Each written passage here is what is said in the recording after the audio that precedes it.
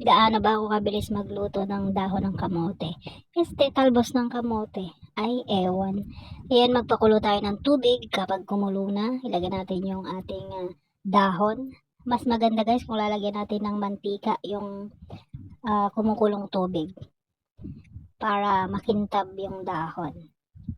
And then habang nagpapakulo ako ng dahon ng kamote, so actually nakapagbusa na ako ng bawang, sangkotsa na ako ng bawang, sinet aside ko siya.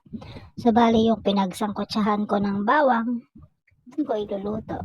Then kapag naluto na yung talbos ng kamote, ay lagyan natin ng cold water para mag-stay siyang green.